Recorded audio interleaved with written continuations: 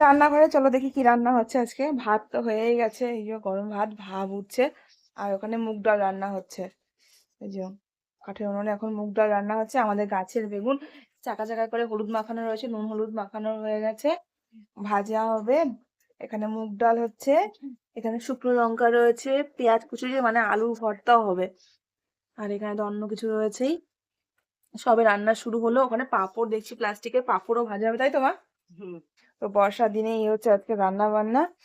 বেলা বাজে এখন 1টা। এখন মামামকে আমি দেবো লেবু।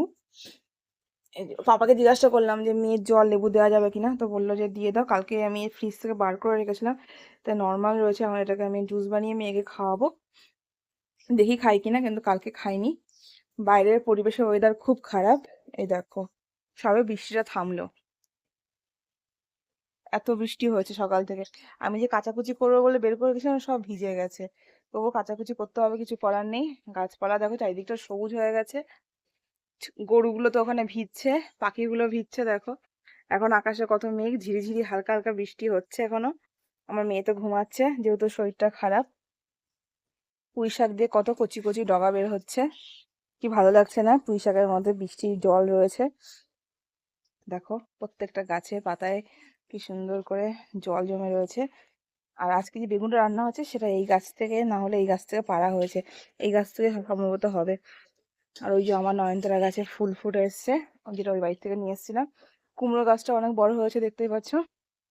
প্রত্যেকটা গাছ কত ভালো লাগছে না বৃষ্টির জলে ভিজে। এই দেখো ভেন্ডি গাছগুলো দেখো।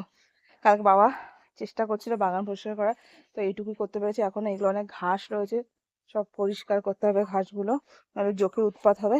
দেখো ওইদিকে দেখো দলবল বেরিয়ে গেছে বাচ্চা কাচ্চা নিয়ে, বাচ্চাগুলোও বড় হয়ে গেছে। এদিকে দেখো পেঁপে গাছ রয়েছে, এখানে নয়নতারা গাছ রয়েছে। এই যে ভেন্ডিগুলো দেখো এখনো কচি কচি। আজকাল ভেন্ডি পাড়া হয়নি, যেহেতু বড় হয়নি। এই দেখো প্রত্যেকটা গাছে ফুল রয়েছে, ফল রয়েছে। কালকের মধ্যে আবার বড় হয়ে যাবে। শুধু এই দিকটা না, বাড়ির পিছনে অনেক ভেন্ডি গাছ আছে। আমি অনেক কষ্টের মধ্যে আসছি, দেখো কাদা। শালিক পাখিটা এখানে রয়েছে, আর আমাদের এই পাখি। এই দেখো এইদিকে কত গাছ রয়েছে, দেখেছো? তো চলো ব্যাগ যাই। কে খাইয়ে আমি তারপরে কাচাকুচি করব, তারপর স্নান করব। আমারও গলার অবস্থা খুব খারাপ, কাশি হচ্ছে, ফুসফুসে কাশি। এই যে বর্ষার ওয়েদারে যা হয়। ভেবেছিলাম একটু বৃষ্টিতে ভিজবো, অনেকদিন ভেজা হয়নি, কিন্তু উপায় নেই। কি আর করা যাবে, উপায় না থাকলে পারে। কারণ মেয়ের জ্বর, এখন যদি আমিও জ্বরে পড়ি, এদিকে মাও দেখছি নাক টানছে, মানে মায়েরও সর্দি লেগে গেছে মনে হচ্ছে। এবার বাবা গেছে কাজে, বাবা যদি অসুস্থ হয়ে যায়, ভাই গেছে স্কুলে, মানে বৃষ্টিতে ভিজবেই, আছে নির্ঘাত।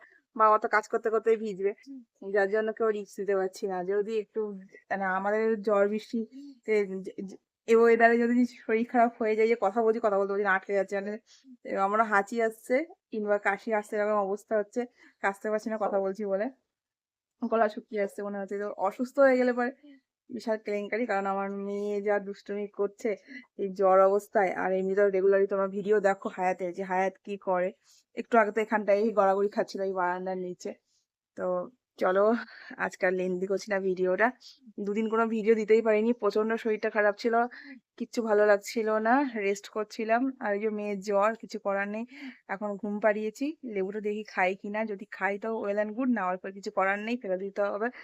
নষ্ট আর হয়ে গেলে তো আর রাখতে তো পারবো না। চলো, ভালো লাগলে ভিডিও লাইক কমেন্ট শেয়ার করে পাশে থেকো। চ্যানেলে নতুন হলে অবশ্যই ফলো দিয়ে পাশে থেকো। আজকাল লেন্দি করছি না, পরে ভিডিও দেখা হবে, লাঞ্চ ভিডিও নিয়ে আসছি।